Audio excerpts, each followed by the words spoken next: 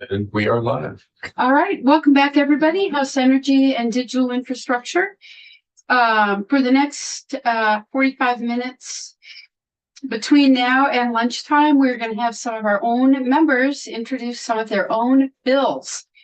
And just as a reminder to folks, our practice here in House Energy is to make sure that every bill that's referred to our committee gets a 15-minute chance for the sponsor to tell us why they introduced the bill and what problem it's solving, and why they think we should take it up. So, and we go in chronological order whenever we can. So anyway, we've got the first three bills that have been referred to our committee this year.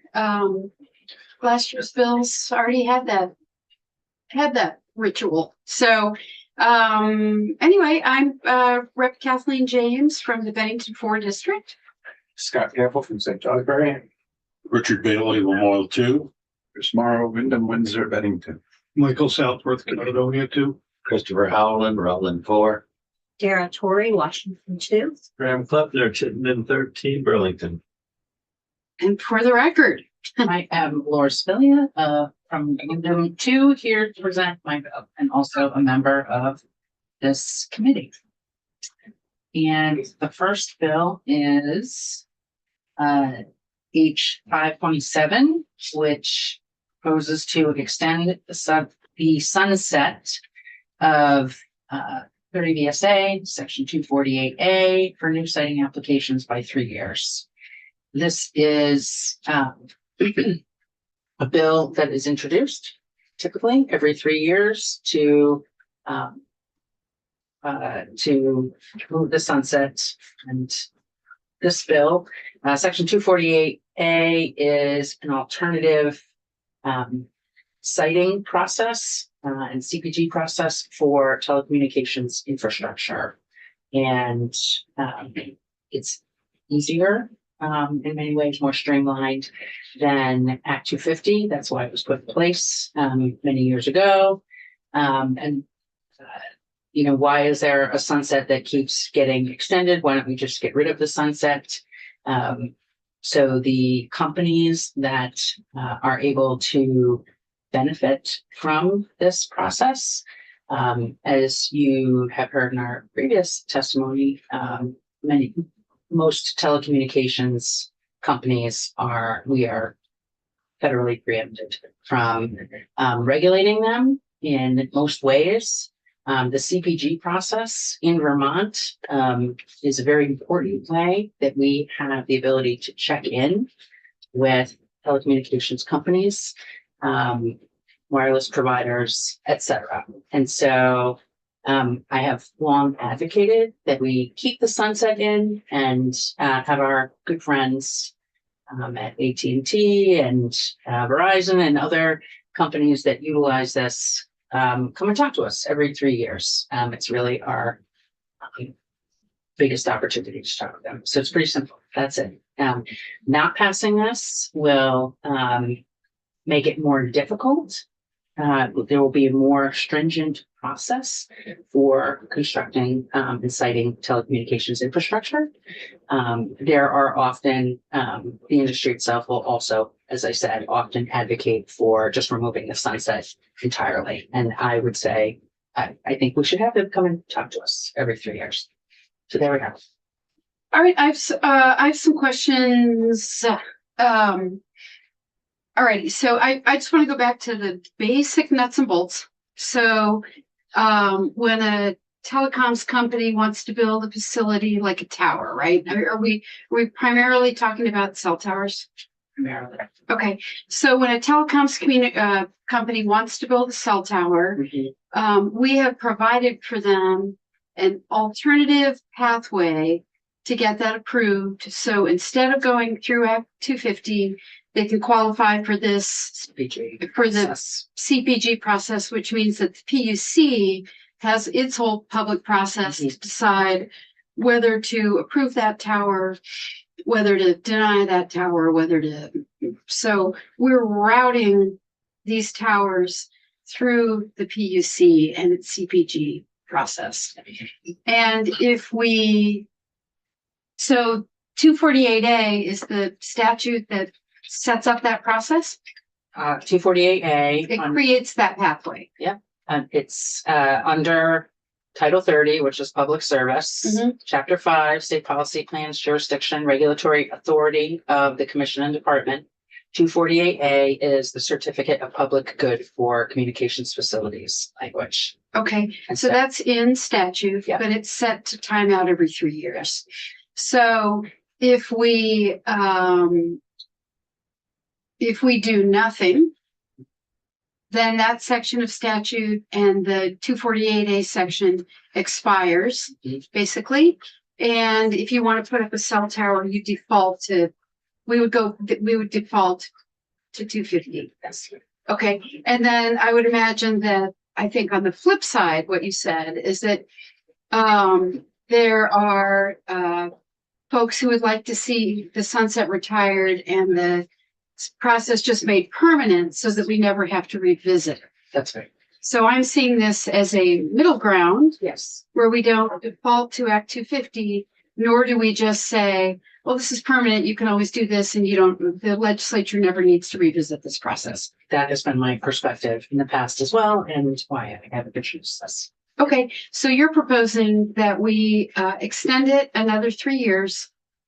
And I think that the Senate, I just want us to know what we're, because seems to me like we need to deal. I feel like we need to take action this year. But I saw an alternative bill coming out of the Senate Senator that Cummings, I believe. would, what path would she take? It would remove the sunset, just make this the permanent law. The permanent law, never to be revisited by the legislature Well, I unless mean- we proactively decide to. That's right. Okay. Questions? Yeah. So in your description, Mhm. you said it makes it streamlined and easier Mhm. for who? For the telecommunications companies. Does it still allow for abutting landowners and affected individuals a good path to state what they feel should or should not happen with that site? So my understanding is that it is diminished from what it would be in Act 250. And And- how is that beneficial to Vermonters? So in the past, I was not here when this was put into place. But sometimes when we want something, we put in place incentives or programs to move technology forward. And so I think when this was put in place, it was trying to make it easier to get cell towers up and expand cell service throughout the state. And that's why I believe this was done. I don't know if I just answered your question. So it does stifle the voice of landowners to a certain extent. You can weigh in with the PUC, but I think there's a much more robust public process through Act 250. Thank you. Yeah. I remember this bill, my first year. And I do remember we heard from someone at the PUC and learned about what that process is. So I imagine we will be doing that together this year and finding out more about it. It was also the same year that we had a controversial cell tower go up one of my towns. So, I do need to get refreshed on it. So I appreciate that the sunset came back.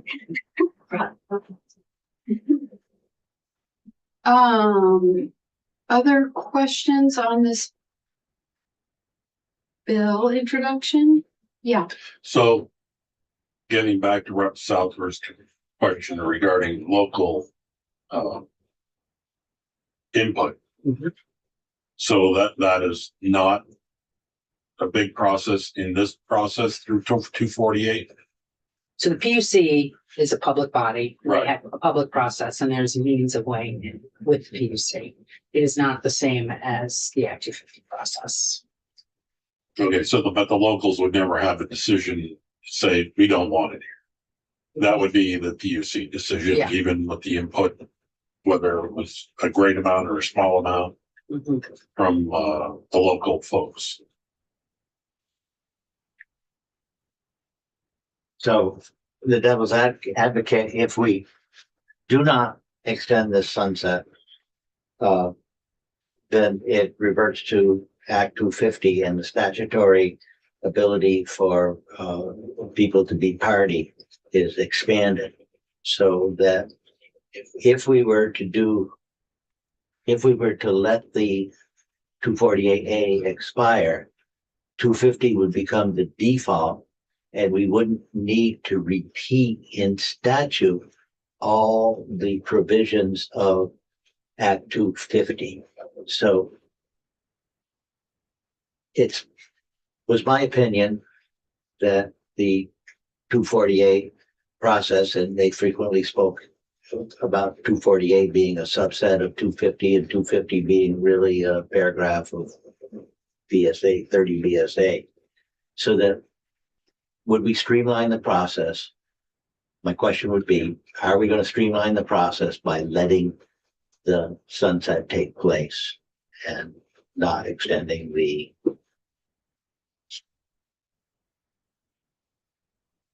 By letting this expire, By are we letting- streamlining the process? we're not streamlining the process, we're enforcing all developers to the same requirements of land development. In particular, my concern of my constituents or my area is when the cell tower comes in proximity to individuals' residents, they're concerned about maybe EMF or radio frequencies or the like, a whole horde of things that they don't get to. They don't have a statutory right to become party, I believe. So I don't know that I understand exactly what your question was. So what happens if do your constituents have more process? If you're an abutter to something, you don't have to file paperwork. You have a statutory right to become party. Mhm. But I'm understanding that that doesn't apply in this 248 process when they jump through other hoops of what is now the Public Utility Commission rules. I want to make sure I don't over-represent the detail of knowledge that I have on here. So we probably should have the CUC Yeah, I Come was in. just about to and Ledge Council. wrap it, because I think what we'll do is, obviously we'll get this bill on the calendar. We will take testimony. So in my mind, I've been jotting down a list of folks we need to hear from. So we're going to need to start with Ledge Council. So that we understand, which is what we often do on more complicated things, right? So we'll have Ledge Council in and they'll walk us through this section of statute. We will have the PUC in to talk about the CPG process, how it works, what citizen participation is there. We're going to need to hear from the telecoms. And we are going to need to hear from other interested parties, and I'm sure there will be plenty. So if that sounds good to you all, this seems to me like a bill that we don't have a whole lot of choice in whether we take it up. I mean, it is sunsetting. And I think to just let it lapse without testimony and action on our part would be pretty irresponsible. So off we go. Okay. Next bill. Next bill is H560. And this bill has to do with adding legislative and judicial, a representative from the judiciary to the Cybersecurity Advisory Council. And so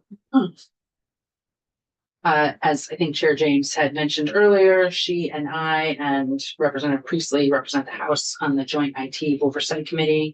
We've taken a lot of testimony on various aspects of telecommunication policy, and specifically related to the communication and interaction between the three branches of government, for the purposes of consistency and clarity and cooperation. And this bill looks to support that communication, consistency, cooperation between the three branches in terms of cybersecurity, and would add to the council currently has the CIO of the state.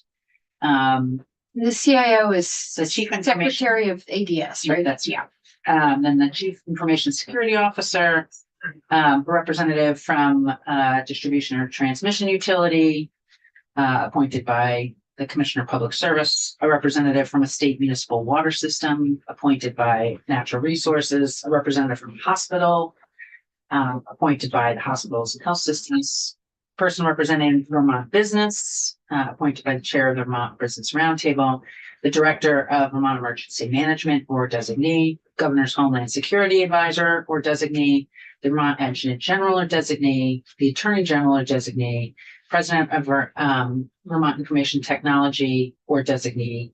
And so missing from that are any connection to the legislature and the judiciary. And those systems are connected, and of course, so this would add the chair of House Committee on Energy and Digital Infrastructure and the chair of Senate Committee on Institutions, as well as a representative from the judiciary appointed by the Chief Justice.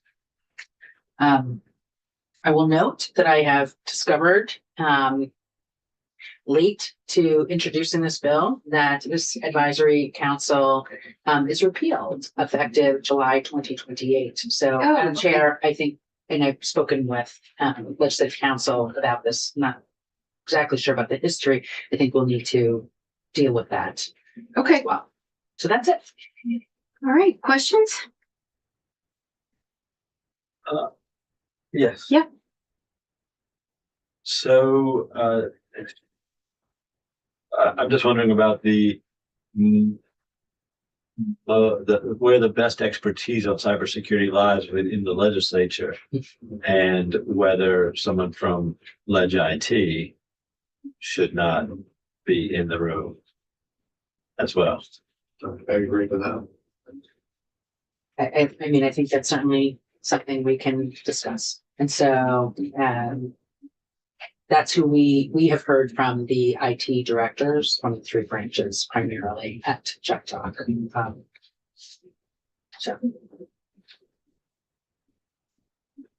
So I know that's, you just found this out, but if this is supposed to be done in 28, what were the reasons behind having that end date on it? Have I they don't know. accomplished what they needed to? Or is there a different avenue that we could be looking at to join in that's already in place? It's a great question. And, I think we certainly can talk to this panel about it. I would say, as someone who's been on Jai Talk since its inception, we have not achieved a level of good communication and cooperation amongst the three branches in terms of cyber security at all.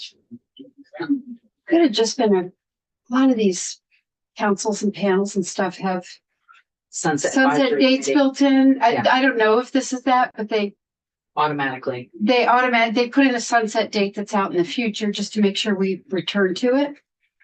There's a sunset advisory committee. Panel, Or commission that's that's sunset. job- No, just kidding. Yeah. But there may be other, But there could be City Hall another may be reason. one area. Okay.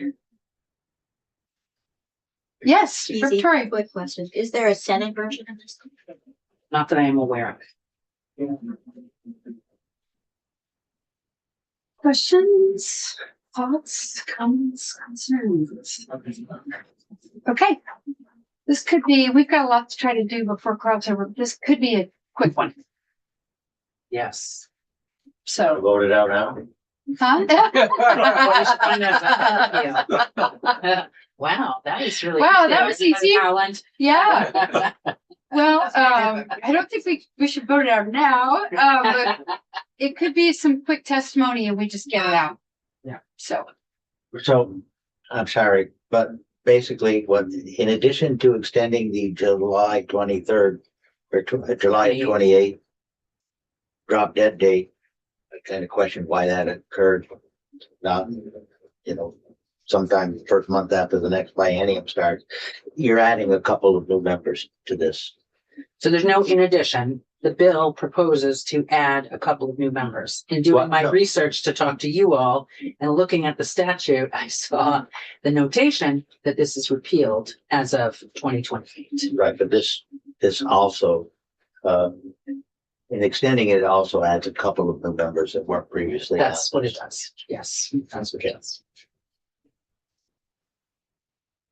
Okay, And those are the ones that have the underline. Underlines, that's Yes, right. okay, thank you. 3 new members. And then we're going to raise in-house IDB. But we come in, testify. That was, forget it. Yep. And would you also put in here to extend it for another 3 years? Or was that separate? Is that a separate piece of? This one I might consider taking the sunset out. It doesn't have a sunset in it. Yeah. I mean, taking that out. yeah, we can take testimony. We need to find out why but we can, when the bill comes up, we can add that in as a committee if we want to deal with the date. Yes, for that. Don't have it. It seems unlikely that cyber threats are gonna sunset any time within our lifetime, so. Right? Okay. Good. Thank you, Representative.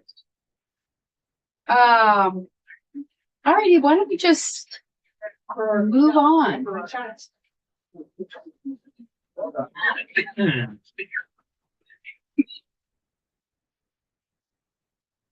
Welcome, Representative Morrow. For the record.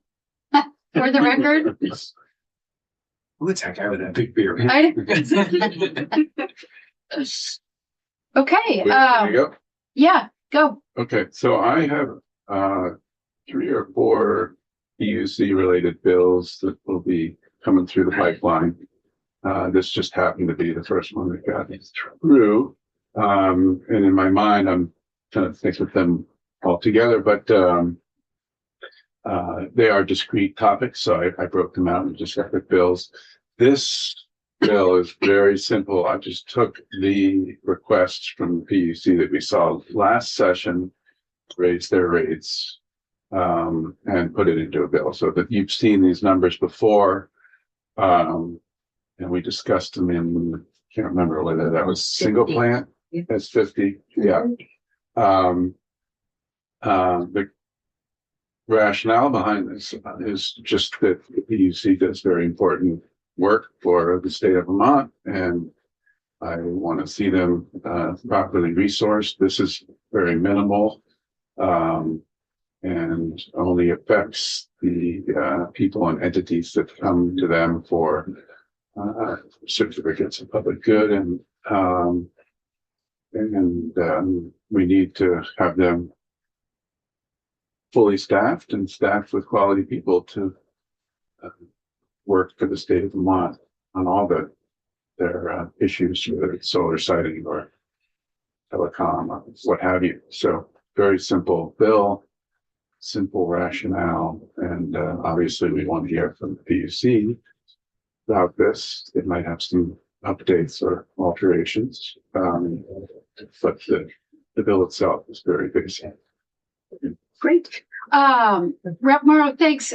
So again, I'm just trying to remind that you answered one of my questions, which is that I knew you had a couple of PUC topics kicking around. So you broke them into separate bills. Correct. Okay. And these are the numbers that this PUC submitted to us last year, right? These are their requests. Correct. So we can hear from them because I know you were looking at this too. I was thinking about. Dara, yeah, okay. So we can have the PUC in to talk about the rationale for these numbers and I don't know, I guess where they arrived at these numbers and what how much money they think it would raise for them or how it would be helpful to them. And then we'll probably also need to hear from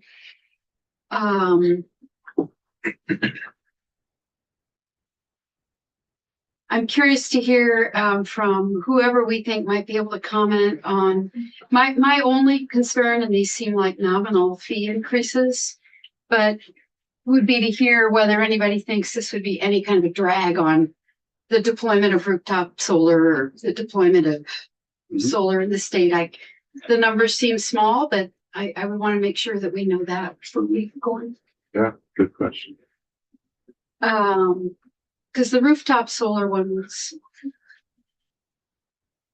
That's 100 to that's 200. correct. Okay. And just so you know, one of my other bills will make it more advantageous for solar.